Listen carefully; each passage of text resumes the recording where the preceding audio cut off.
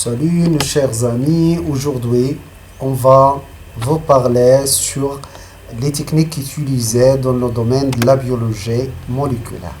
Comme vous savez, le domaine de la biologie moléculaire, c'est un domaine qui est très récent. Il y a plusieurs techniques qui sont utilisées et elles sont très complexes et très difficiles à comprendre. Dans cette animation ou bien dans cette vidéo, on va s'intéresser à l'explication de la principe de chaque technique qui est utilisée dans le domaine de la biologie moléculaire. La première technique, c'est l'obtention de l'ADN-C à partir de l'ADN messager. C'est-à-dire qu'on va obtenir un ADN-C à partir de l'ADN messager. Cette technique est utilisée surtout dans le domaine de la génétique, c'est-à-dire pour entraîner des modifications sur une cellule, des modifications de caractère, pour que cette cellule va avoir de nouvelles caractères. On peut travailler soit sur l'ADN génomique, c'est-à-dire on va utiliser les enzymes de restriction pour couper le gène. La deuxième technique, on peut séparer l'ARN messager qui code pour la protéine de ce gène, et à partir de l'ARN messager, on peut avoir une coupée de l'ADN-C. Qu'est-ce que ça veut dire un ADN-C et quelle est la différence entre le gène, l'ADN du gène et l'ADN-C? Comme vous savez, lorsqu'il y a la transcription, on va avoir un ARN messager, mais cet ARN messager, il contient des exons et des introns. Les exons, ils vont être supprimés, puis il ne reste que les introns. On parle de modifications pour les post-transcriptionnelles. Et parmi ces modifications post-transcriptionnelles, c'est-à-dire après la transcription, c'est l'ajout de la queue polaire. Il y a aussi l'ajout d'une coiffe. Donc, après la transcription, l'ARN messager, il va y avoir la suppression des exons. Il ne code pas pour la chaîne peptidique.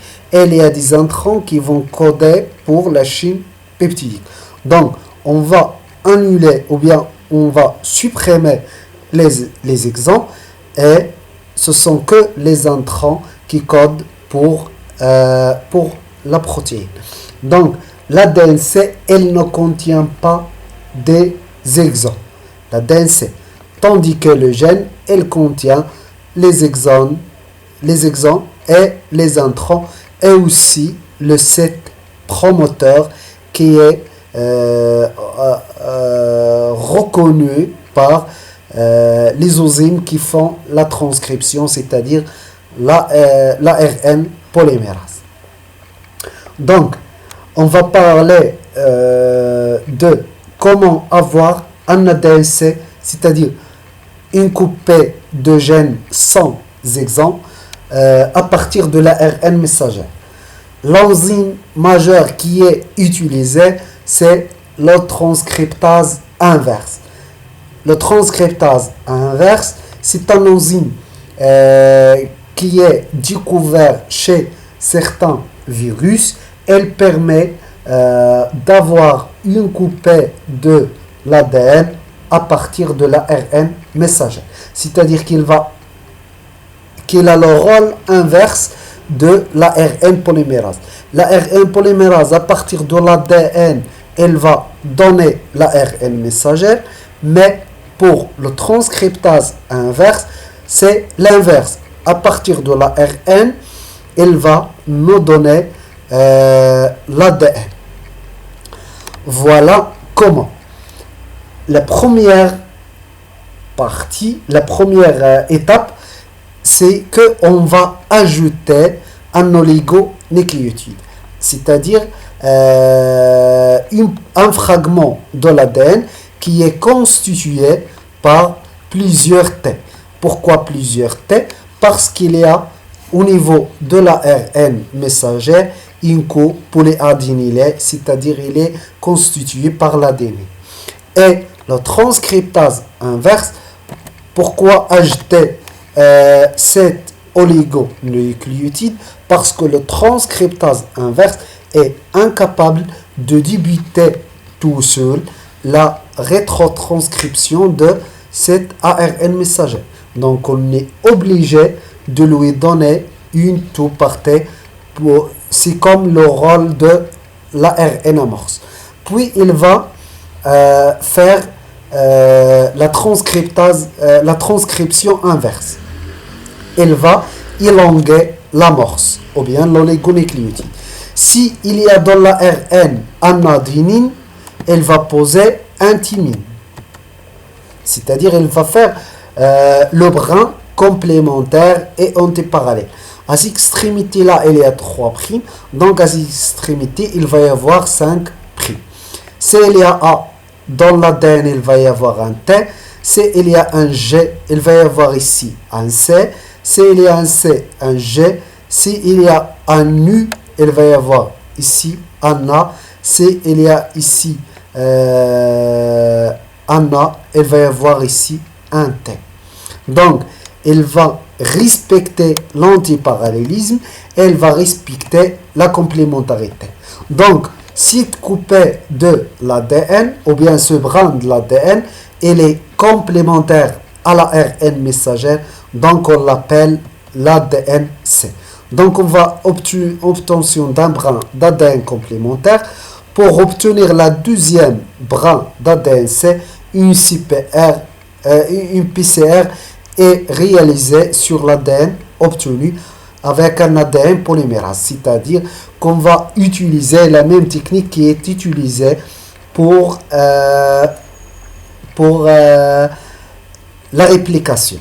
On va, dans une autre diapo, on va parler de la technique de la PCR.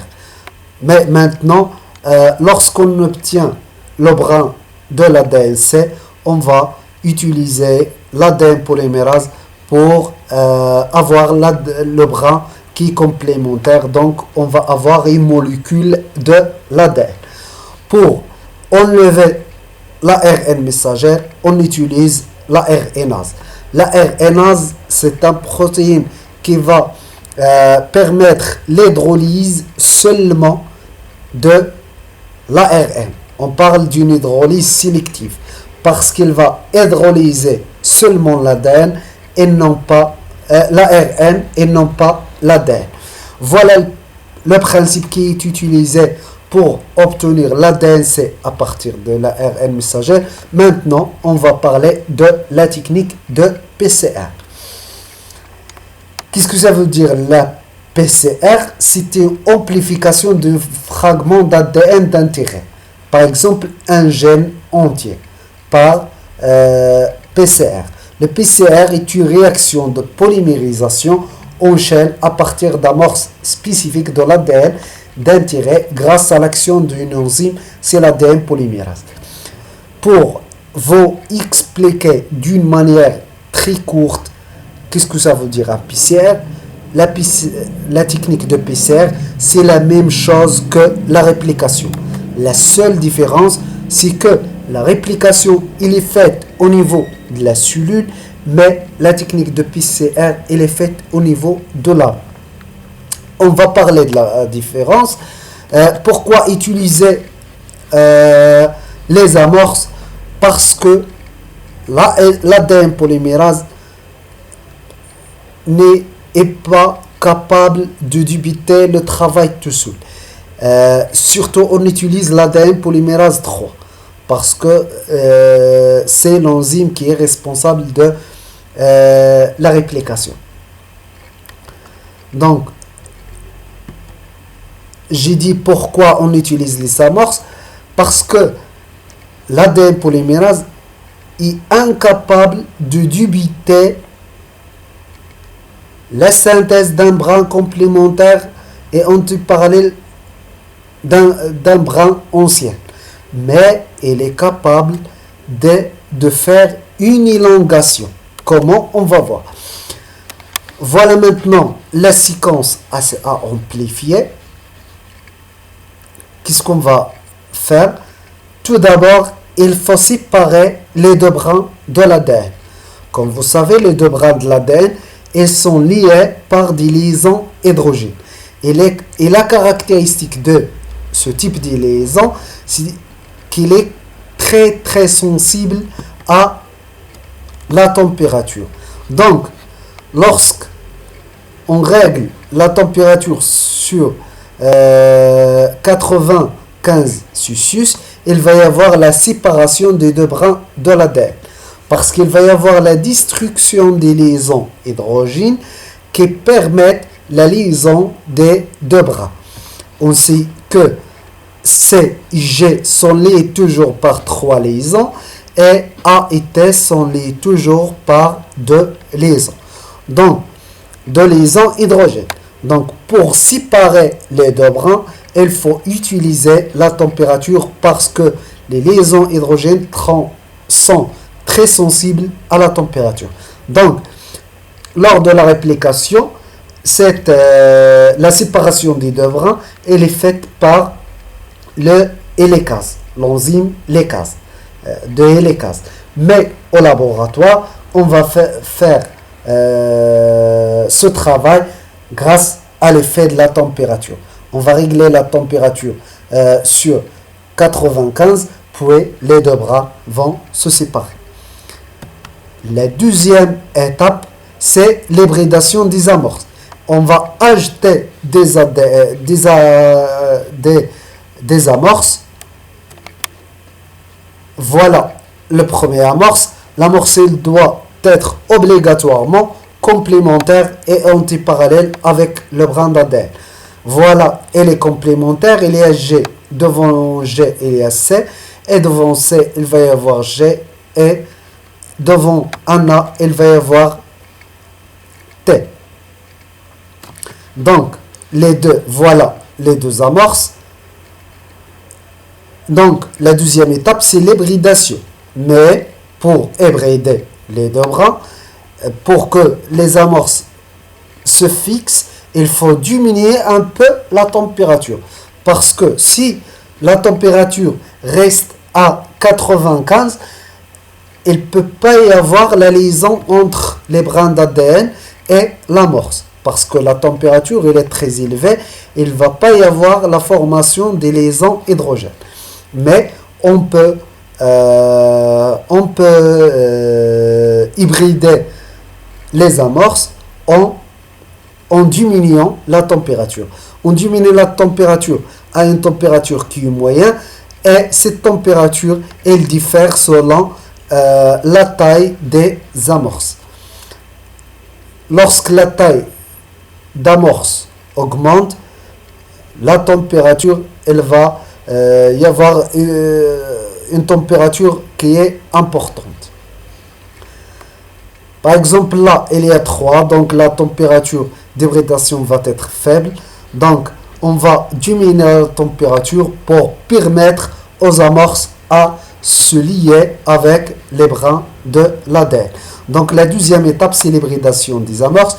Séquence de nucléotides complémentaires à l'extrémité de la région à amplifier.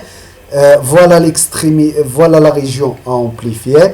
Il faut avoir des amorces à cette extrémité-là et à cette extrémité-là. Et lorsque, par exemple, si on va amplifier de cet A jusqu'à cet A, l'amorce, elle va être T, A, C. T, A, C. Parce que c'est cette région, à partir de là, on va amplifier. Mais maintenant, c'est que à partir de G, donc l'amorce, elle va partir lui ou C à partir de 6G. Elle va commencer à partir du G. L'amorce utilisée. Donc, l'amorce, il diffère selon la partie à amplifier. Donc, en général, les amorces, ils ont une taille entre 15 et 25 nucléotides. Maintenant, il va y avoir l'élongation. C'est le travail de l'ADN polymérase. Il va élonguer les amorces en respectant l'antiparallélisme et la complémentarité. Pardon. Donc la troisième étape, c'est l'élongation, la synthèse de brins complémentaires à partir des amorces grâce à l'enzyme ADN polymérase et aux nucléotides. Bien sûr, il faut ajouter des nucléotides au niveau de milieu réactionnel. Donc voilà, des nucléotides, mais comme remarque, des nucléotides qui sont très phosphatés. Un nucléotide très phosphate. C'est-à-dire qu'il porte 3 phosphates. Parce que les 2 phosphates vont être éliminés et un seul phosphate qui reste dans le nucléotide.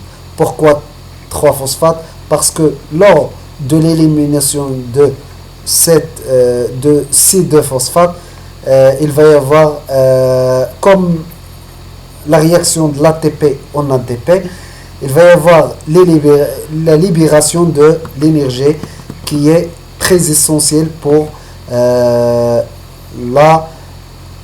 l'ADN polymérase.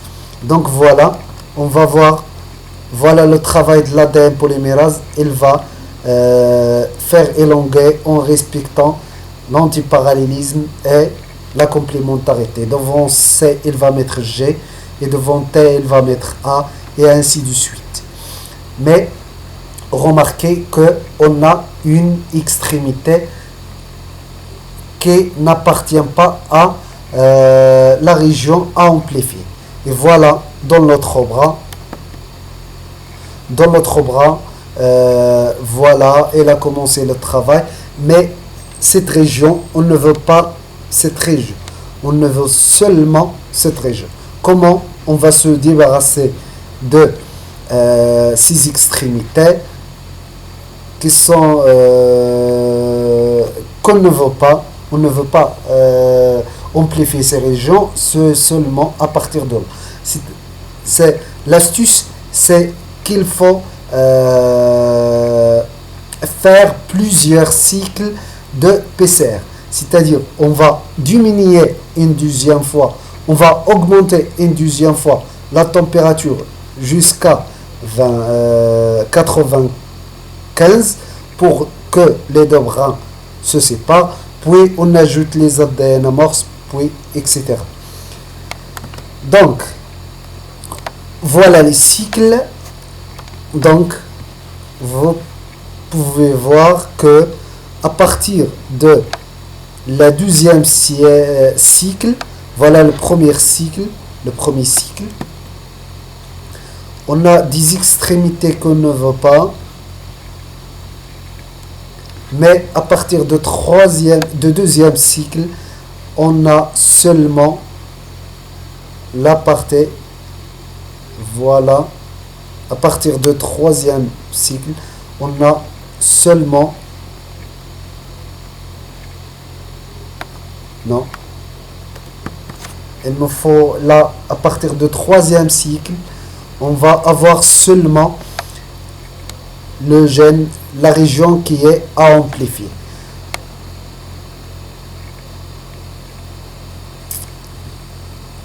Voilà, donc il faut faire une troisième cycle pour avoir des fragments qui ne contiennent que la région à amplifier.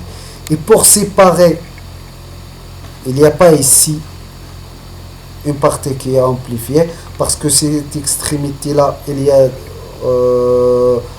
a encore ATA. Cette extrémité, il y a 3 parties. Cette extrémité là, il y a une partie, mais à partir de troisième cycle, vous pouvez faire la réplication de la troisième cycle en utilisant seulement la complémentarité, mais à partir de la troisième cycle, on va avoir des coupés de la région à amplifier qui sont dépourvus de ces régions-là. On va avoir des fragments de l'ADN qui ne contiennent que cette région-là. Donc on va les séparer grâce à une électrophore. Donc, en bref, qu'est-ce que ça veut dire? Qu'est-ce que ça veut dire?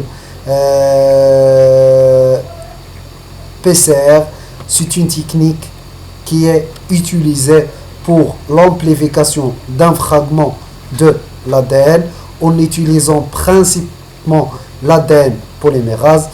Dans la première étape, on va augmenter la température pour que les deux brins se séparent, puis on va ajouter les ADN amorces, puis on va augmenter la température jusqu'à 72 pour que l'ADN polymérase travaille pour faire l'élongation des amorces pour avoir une coupée de ce gène. Généralement, lors de la premier cycle, on va avoir certaines régions, des fragments avec certaines régions qu'on ne veut pas, mais à partir de troisième cycle, il me faut ici la troisième cycle, j'ai supprimé les fragments de troisième cycle, pardon, mais à partir de troisième cycle, on va avoir, vous pouvez faire la réplication, si vous avez bien compris, vous pouvez faire la réplication surtout de celui-là et de celui-là. À partir du troisième cycle, on commence à voir seulement des fragments d'ADN avec seulement la partie qu'on veut amplifier. Et lorsqu'on passe au quatrième cycle, cinquième cycle, sixième cycle, etc., les ADN les fragments d'ADN qui contiennent seulement les régions à amplifier vont être de plus en plus nombreux. Maintenant, on va parler des enzymes de restriction.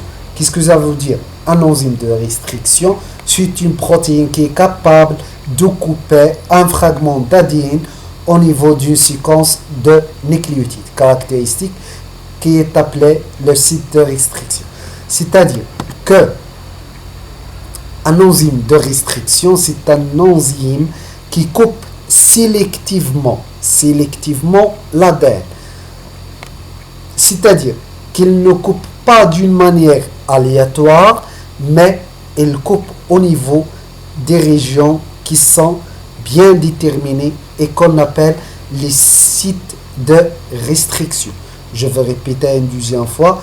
Les enzymes de restriction, ce sont des enzymes qui coupent l'ADN au niveau d'une région qui est bien déterminée, qui est appelée le site de restriction, c'est-à-dire qu'il coupe sélectivement. C'est un endonucléase parce qu'il coupe à l'intérieur de l'ADN, ainsi qu'un nucléotide et un autre sont liés par une liaison phosphodiester.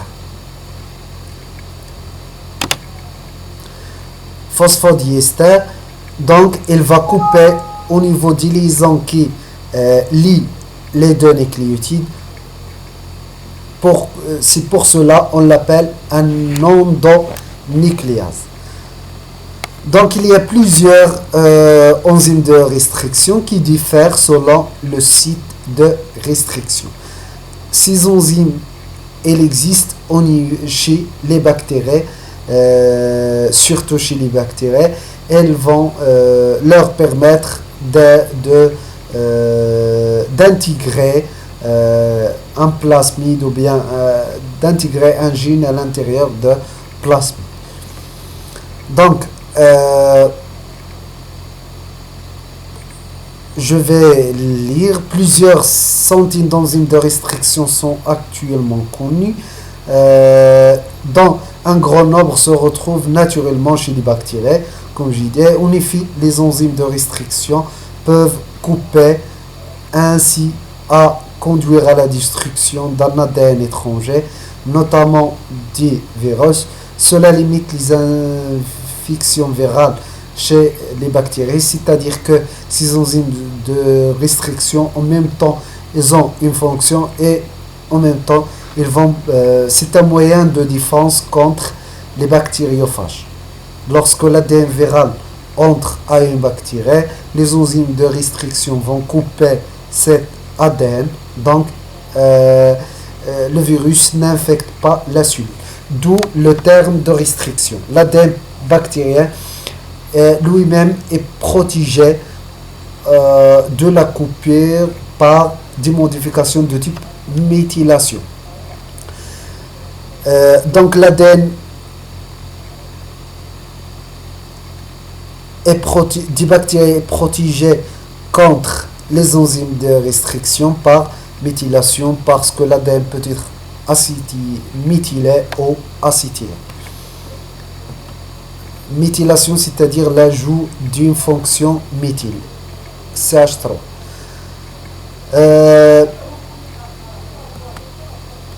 On passe à un exemple. Voilà un exemple d'un enzyme de restriction. C'est l'enzyme EcoRI qui provient de la bactérie Escherichia coli. Voilà le site de restriction pour cette enzyme. Notez bien qu'un enzyme de restriction, il coupe d'une manière non aléatoire, même à l'intérieur du site de restriction. Par exemple, il va couper entre G et A. Tout d'abord, la première condition, il faut y avoir ce site de restriction. La deuxième, il coupe toujours à un endroit bien déterminé à l'intérieur du site, c'est-à-dire il va couper entre G et A pour EcoRI et dans notre bras, dans cet endroit-là. Donc, après la coupure, voilà, G, l'autre extrémité, il va y avoir AATC, et dans le deuxième bras, il va y avoir G dans une extrémité, ICTTA dans l'autre extrémité. C'est lorsqu'il coupe de cette manière, on appelle des extrémités cohésives. Pourquoi cohésives?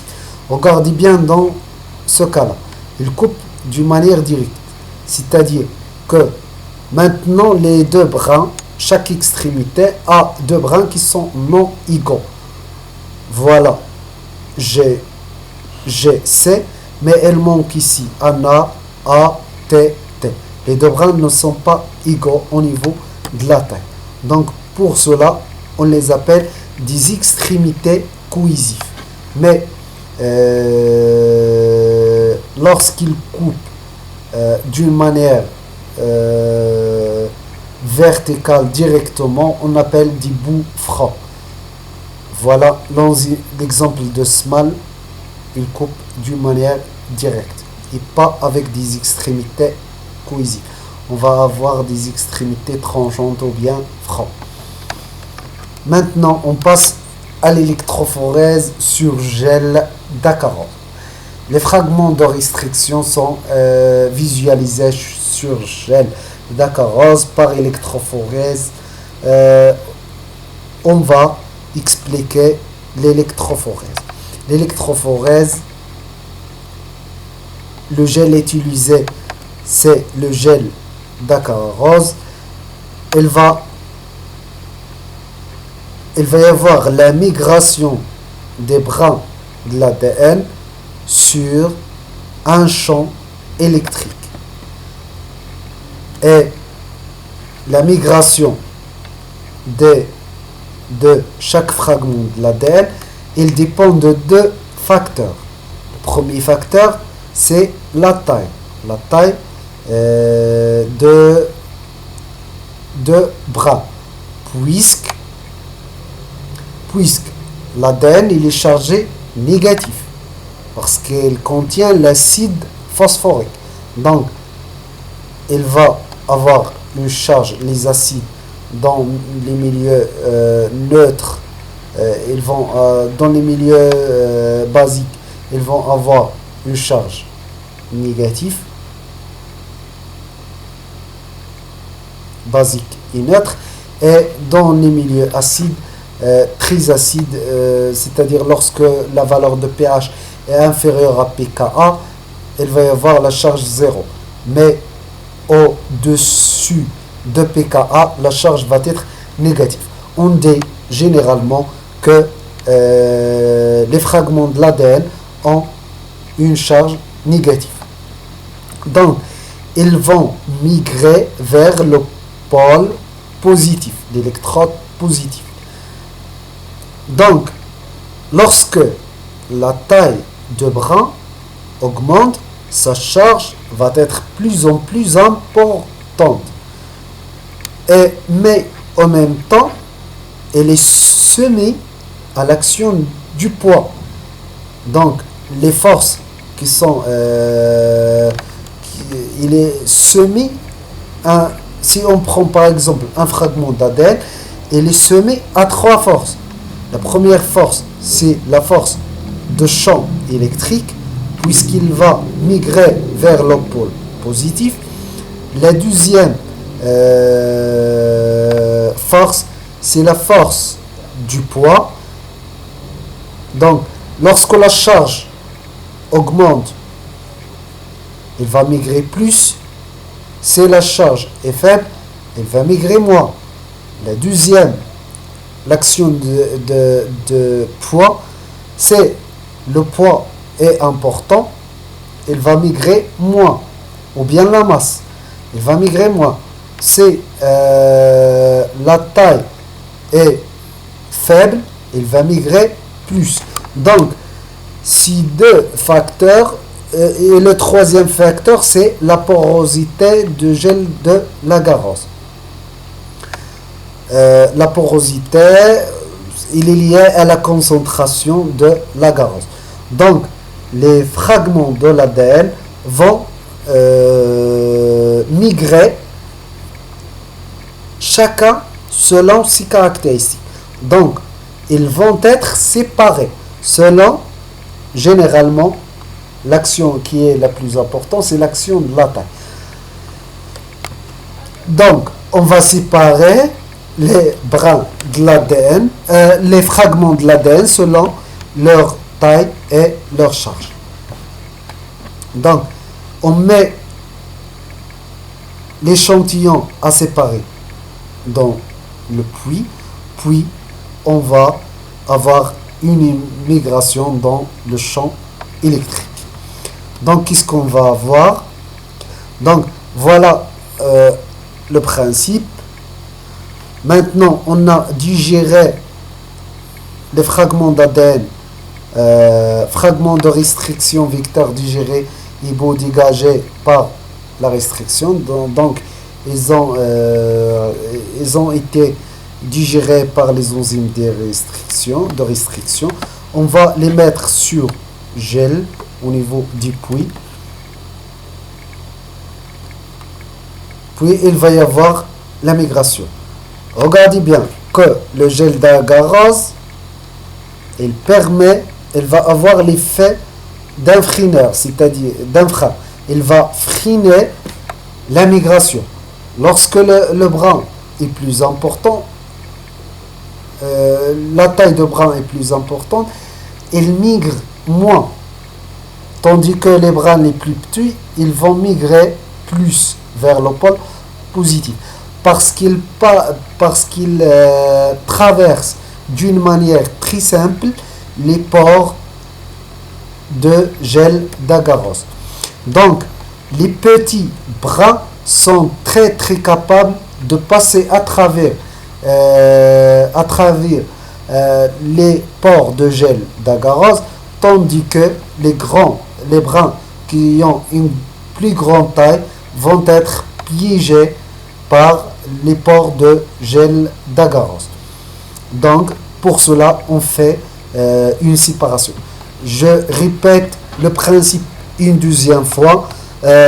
On met l'échantillon qui contient les fragments à séparer dans le puits au niveau du pôle moins, et puisque l'ADN est chargé positivement, négativement, il va migrer vers le pôle positif.